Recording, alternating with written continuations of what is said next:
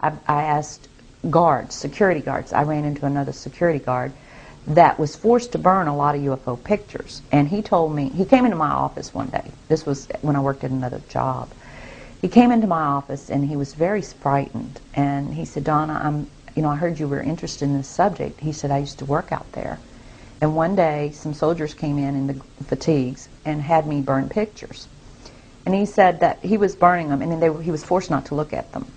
But he was tempted. He looked at one of them, and it was a UFO on the ground. Shortly thereafter, he was hit in the head with a gun butt, and he still had a scar on his forehead from that, being knocked out, because he looked at the picture.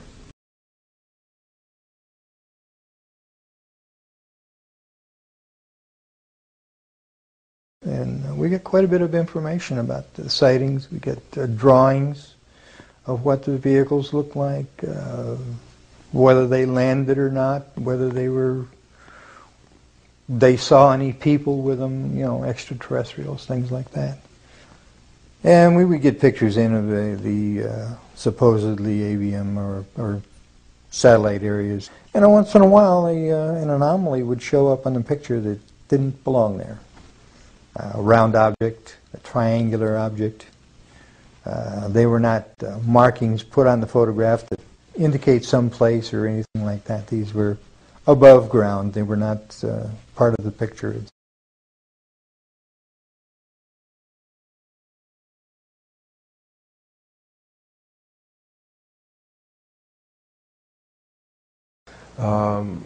My boss came to me. I was working in a color lab at that time. I was a technician, photographic technician. I was asked to go over to this facility on Langley Air Force Base where the NSA was bringing in the information from the lunar orbiter.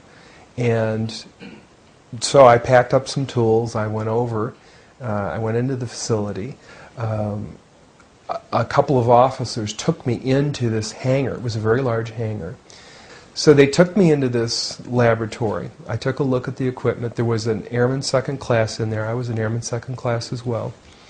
He turned the equipment on and put it through its paces. It didn't do what it was supposed to do. I saw what was going on with it. And I said to him, we'll have to take this thing out of the lab if we're going to work on it.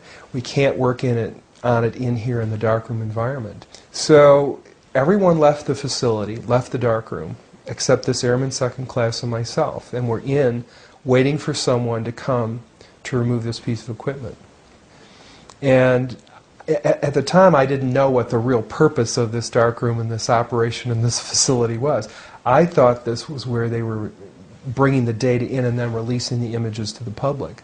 They were doing 35mm strips of film at that time, which were then assembled into 18.5 by 11-inch mosaics, they were called.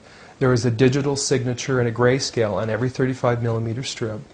And those strips were from successive passes around the moon. So he was showing me how all this worked, and we walked over to one side of the lab, and he said, by the way, we've discovered a base on the back side of the moon. And I said, whose? What do you mean, whose? He said, yes, we've discovered a base on the back side of the moon. And at that point, I became frightened, and I was a little terrified, thinking to myself that if anybody walks in the room now, I know we're in jeopardy, we're in trouble, because he shouldn't be giving me this information. And then he pulled out one of these mosaics and showed this base, which had geometric shapes. There were towers, there were spherical buildings, there were very tall towers, and things that looked somewhat like radar dishes, but they were large structures. If I compare it to what I'm seeing now, because I do have photographs that have artifacts in them that are similar to what I saw, they're massive. Some of the structures are, half a mile in size. So they're huge structures. Some of the buildings seem to have very reflective surfaces on them. A couple of structures that I saw reminded me of cooling towers at power generating plants. They had that sort of a shape. Some of them were just very, very straight and tall with a flat top. Some of them were round. Some of them looked like a Quonset hut, you know, with a domed kind of, like a greenhouse. The particular shot that I saw, there were several clustered together over a landscape, a fairly large landscape. I didn't want to look at it any longer than that because I felt that my life was in jeopardy. Do you understand what I'm saying? I would love to have looked at it longer. I would have loved to have had copies. I would love to have, you know, said more about it or discussed it more, but I knew I couldn't, and I knew that young fellow who was sharing this was really, really overstepping his bounds at that point.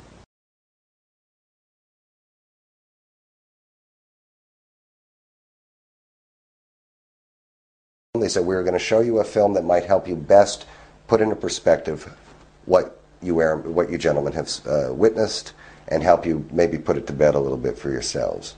This thing went all the way up to the space program. It showed, and I swear to God, it showed structures on the moon, these box kind of things that looked sand-colored. It showed that lunar car moving around. I remember those clearly because I remember being a child when all that was happening, but them at a distance pointing, astronauts pointing at these box-looking things, structured objects moving off the surface of the moon, filmed by definite Apollo missions.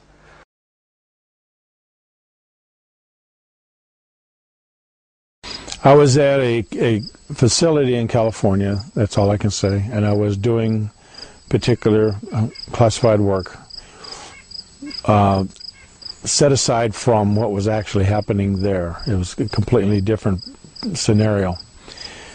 The only thing I can say is it was occurring at the same time that our astronauts were doing a loop around the moon and back again.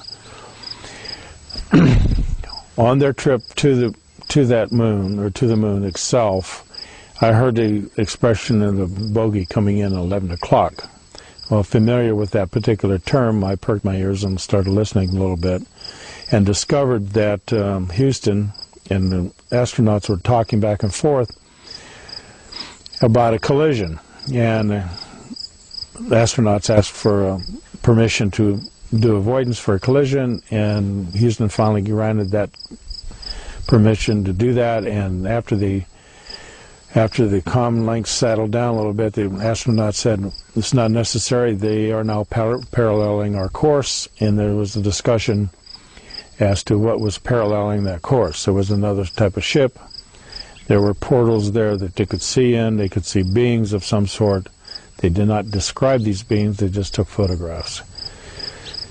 And after a while, a few thousand miles, and then they took off from the capsule that they were flying in and